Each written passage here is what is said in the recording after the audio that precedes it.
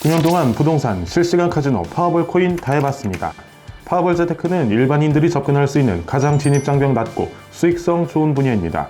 보배드림 이슈 한 달 순수익 2억 4천만 원 다시 만들겠습니다. 오늘은 마틴 베팅 위험성과 그 대안에 대해서 말씀드려보는 시간을 갖도록 하겠습니다. 파워볼은 수익을 얻는 것도 중요하지만 리스크 관리도 중요합니다. 많은 분들이 마틴 베팅에 대해서 오해를 하고 잘못 사용하기 때문에 리스크 관리에서 큰 실패를 하게 됩니다. 또 마틴 베팅에 대한 트라우마를 갖고 계신 분들도 꽤 많은 것을 볼 수 있습니다. 왜 이런 현상이 일어나는지 오늘 자세히 알아보도록 하겠습니다. 먼저 마틴 베팅의 금액 조절에 대해서 말씀드려 보도록 하겠습니다. 마틴 베팅은 실패할 때마다 금액을 2배씩 올리는 시스템 베팅입니다. 그렇게 2배씩 올리기에 연속되는 패배에도 불구하고 마지막 회차에서 승리만 한다면 누적된 손실을 모두 복구할 수 있는 특징이 있습니다. 여러분이 지금 연속되는 마틴 베팅을 하고 있는 상황이라고 가정해 보겠습니다. 마틴 베팅을 지금 왜 연속적으로 하고 있을까요? 이 말을 뒤집어서 생각해보면 여러분은 지금 연속되는 미적중 상황에 있다는 것을 의미합니다. 연속되는 미적중 상황에 있다는 것은 무엇일까요? 그것은 지금 여러분들이 현재 파워볼 흐름을 제대로 타지 못했다는 것입니다. 마틴 베팅은 생각을 하고 하시면 시스템 베팅이 되지만 생각을 하지 않고 무조건적으로 베팅 금액을 2배로 올리면 그냥 베팅 금액만 올라간 충동 베팅이 되는 것입니다. 그냥 베팅도 아무 생각 없이 하면 2배로 위험한데 베팅 금액을 2배로 올려서 충동 베팅을 하기 때문에 4배로 더 위험한 것입니다. 즉 생각 없이 하시면 여러분들은 4배로 위험한 베팅을 하고 있는 것입니다. 결국 마틴 베팅은 잘못 사용하시면 4배로 위험한 충동 베팅이 되는 것입니다. 마틴 베팅을 하시다가 시드머니가 고갈돼서 게임을 중단하시는 분들을 심심치 않게 많이 봤습니다. 따라서 마틴 베팅은 일종의 블랙홀이라고 말할 수 있습니다. 왜냐하면 여러분들의 시드머니를 끊임없이 흡수하기 때문입니다. 그렇다면 마틴 베팅은 언제 해야 할까요?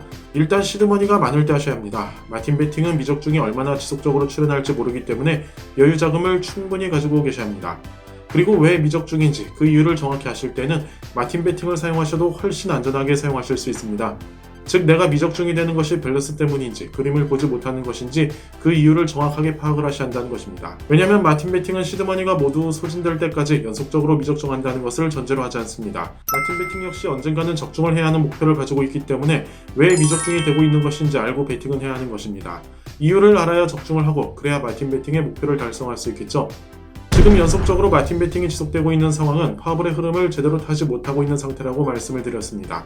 파워볼의 흐름을 제대로 타신다면 때로는 위험한 마틴 베팅을 하지 않고도 수익을 제자리로 바꿀 수 있을 것입니다.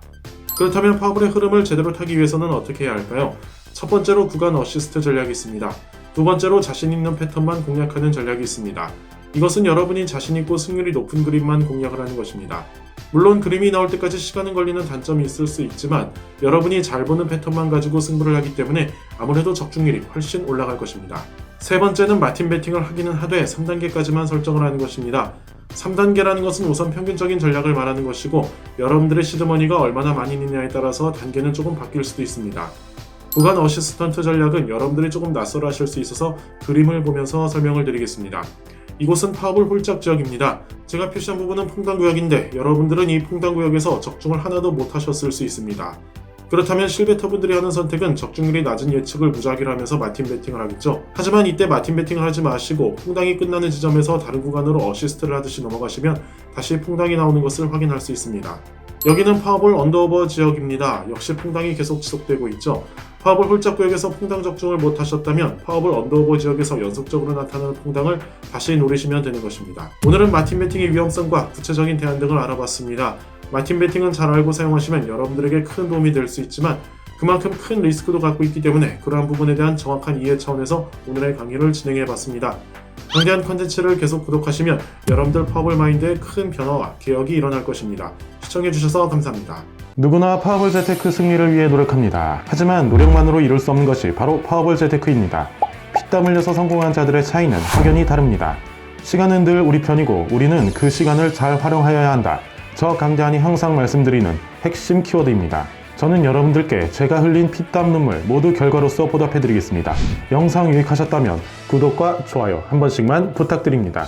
이상 파워볼의 아버지 강대한이었습니다.